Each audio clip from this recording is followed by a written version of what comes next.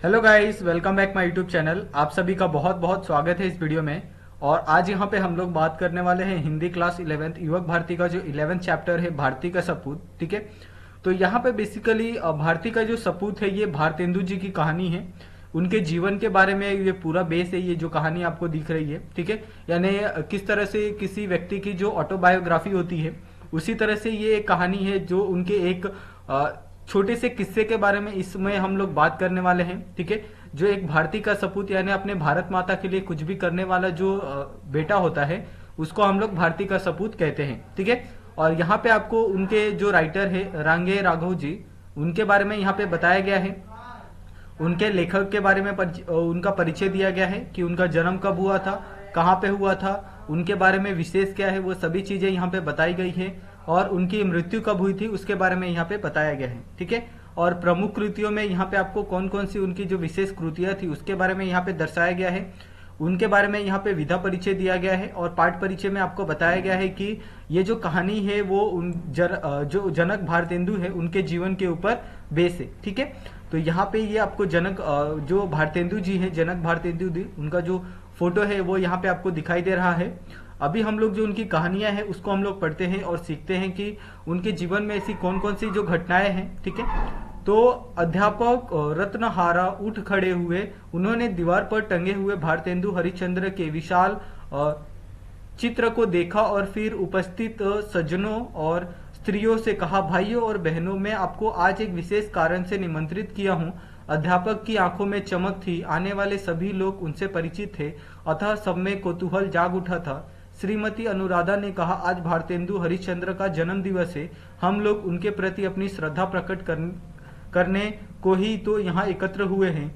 अध्यापक रत्नहास ने कहा, अच्छा तो सुनिए, यह इस पुस्तक की भूमिका है। इसे सुनकर आपको लगेगा कि 100 वर्ष पहले लोग अपने से 100 बरस बाद के युग के बारे में क्या सोचते थे जिसमें हम रहते हैं।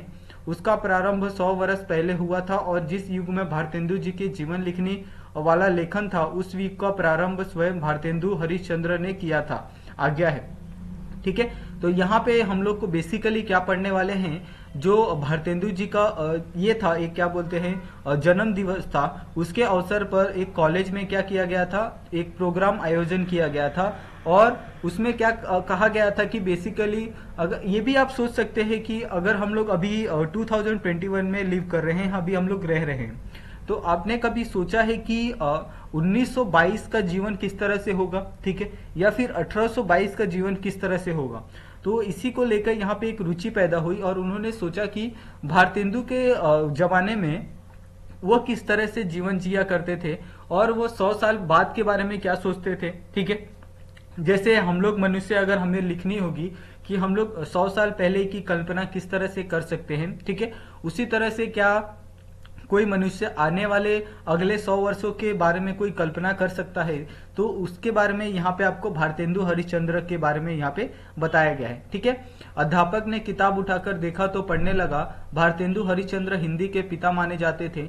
महाकवि रत्नाकर ने उन्हें भारती का सपूत कहा था। ठीक है, और उनका जन्म 1850 में हुआ था और उनकी मृत्यु 34 वर्ष 4 महीने की अवस्था में 1985 में ही हो गई थी। ठीक है, तो आप सोच सकते हैं कि वो कितनी कम आयु में ही उनकी मृत्यु हो गई। यानी 1885 में 85 से पहले जो उनकी पुस्तक थी वो उन्होंने लिखी थी। ठीक है, यानी वो क्या सोचते थे आगे आने वाले 100 वर्षों के लिए, उसके बारे में यहाँ पे बताया गया है। ठीक है, उसके बाद यहाँ पे बताया गया है कि भारतेंदु के जन्म के समय उच्च वर्गों का बहुत बड़ा असर था, उच्च कुलों का ही सम्मान था। ठीक है, यानी पहले कैसा होता था कि ऊंचा और नीचा ये दो व्यक्तियों में बहुत ज्यादा भिन्नता होती थी, क्योंकि जो ऊंचे दर्जे वाले लोग थे उनको सभी सम्मान मिलता था, उन्हें सभी अधिकार दिया जाता था। ठीक है, लेकिन जो नीचे वर्ग वाले लोग थे उनको जो उपलब्ध संस्थाएं हैं वो बहुत कम मात्रा में दी जाती थी। और उनका इतना नाम क्यों हुआ इस बात स्पष्ट कर देती है कि वह व्यक्ति कुल के कारण नहीं वरन अपनी प्रतिभा और महत्व के कारण प्रसिद्ध हो सकता था। भारतेंदु ने अपने साहित्य में कुल वर्ग का पोषण नहीं किया है, यह उनके व्यक्तित्व के विकासशील होने का बड़ा सशक्त प्रमाण है। भारतेंदु ने कुल के वर्ग को दोहराने के बजाय देश को गर्व से दोहराया है। भारतेंदु की बुद्धि काशी में प्रसिद्ध थी। ठीक है, तो एक तरह से कहें तो भारतेंदु भी बड़े वर्ग के व्यक्ति थे, परंतु उन्होंने अपने बड़े वर्ग का ये नहीं लिया, सहारा ना लेते हुए उनके उनके अंदर जो काबिलियत थी उसके कारण ही वो लोकप्रिय हुए, और उन्होंने ही अपने जो जीवन थी और जिस तरह से वो किस तरह से लोग अपने देश के ऊपर गर्व कर सकते, उसके लिए उन्होंने प्रयास किया। ठीक है, 13 वर्ष की अवस्था में भारतेंदु हरिश्चंद्र का विवाह शिवालय के रईस लाला गुलाब राय की पुत्री मनोदेवी से बड़ी धूमधाम के साथ हो गया। ठीक है, और 17 वर्ष की उम्र में उन्होंने नौजवानों का एक संघ बनाया और उसके दूसरे ही बरस एक वाद विवाद सभा स्थापित हुई। ठीक है, और यहाँ पे ये भी बताया गया है कि जो भारतेंदु थे उनका जो जीवन था वो किस तरह से था। उनकी एक तो कम उम्र में क्या विवाह हो गया था। ठीक है, तो आप समझ सकते हैं अगर किसी का बाल विवाह हो जाए तो उसे कितनी सारी जिम्मेदारियों को निभाना पड़ता है, क्योंकि उसके बाद उसके जीवन में वो खुद को न लेकर अपनी धर्म पत्नी के लिए भी उसको अपने कार्यरत होना पड़ता है, उसके लिए भी जिम्मेदार होना पड़ता है। ठीक है, इसीलिए वहां पे 18 वर्ष की आयु में वे काशी नरेश की सभा, बनारस इंस्टीट्यूट और ब्रह्मामृत वार्षिक सभा के प्रधान सहायक रहे। साथ ही कवि वचन, सुधा नामक पत्र निकालना प्रारंभ किया। इन्हीं दिनों होम्योपैथिक चिकित्सालय खोला जिसमें मुफ्त दवा बढ़ती थी। अध्यापक रत्न शाह ने किताब पर से नजर हटाई और कहा, भारतेंदु तो फक्कड़ आदमी थे, निडर आदमी थे। साहित्य में उनकी रुचि बचपन से ही जागरूक हो गई थी। पिता कविता करते थे, उसका असर उन पर भी पड़ा और अपनी कविताओं की धाक उन्होंने मात्र 6 वर्ष की अवस्था में ही जमा ली थी। ठीक है, तो आप सोच सकते हैं कि 6 वर्ष की उम्र में वो कविता बोलना सीख गए थे, लोगों के बीच वो फेमस हो गए थे।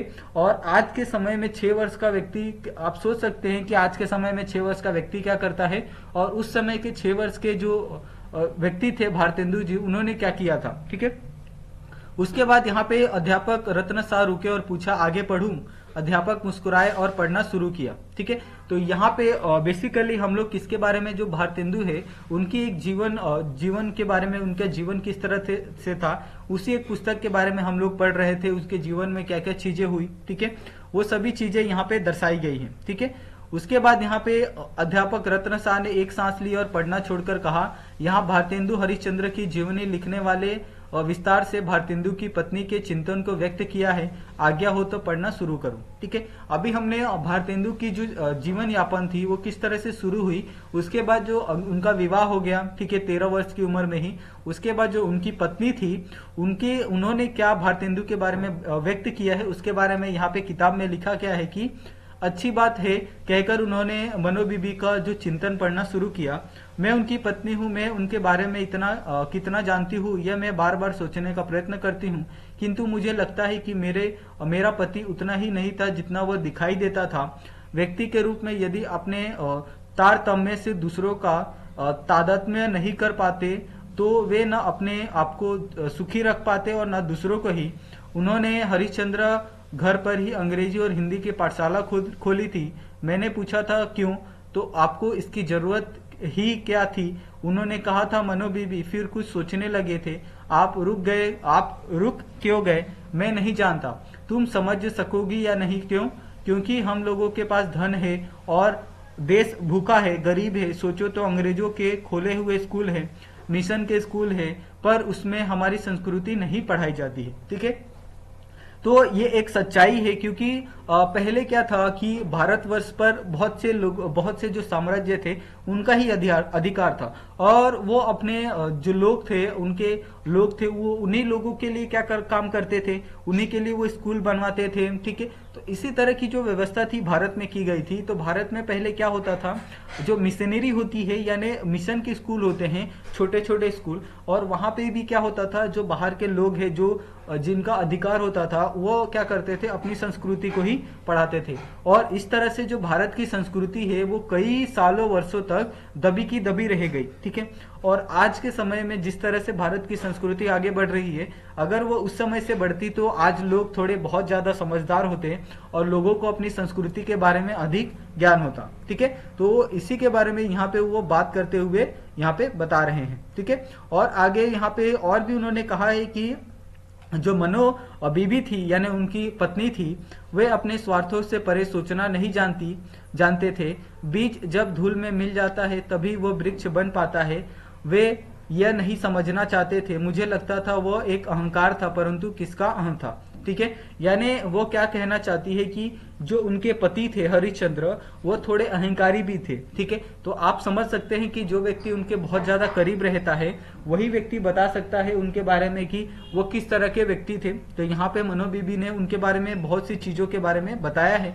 ठीक है, और यहाँ पे बहुत सी चीजों के बारे में यहाँ पे उनके द्वारा आंसर भी मिला है। ठीक है, और यहाँ पे ये भी बताया गया है कि जो अध्यापक थे रत्न शाह, जो पुस्तक पढ़ रहे थे, उन्होंने क्या किया, उनकी सभी जितनी भी घटनाएं थी उनके बारे में पढ़ा और उसके बाद पुस्तक को बंद करते हुए कहा कि जो भारतेंदु था उनके समय के तरुण को क्या हो गया है, उदय का समय जब से वे तरुण है वो हो चुका था। यानी तरुण का मतलब होता है कि एक युवा अवस्था, तब से ही वो बहुत अच्छे एक कवि थे, बहुत अच्छा वो लिखते थे, बहुत अच्छी कविताएं करते थे। ठीक है, और आपने देखा गया कि एक साथ ही कितने काम करते थे।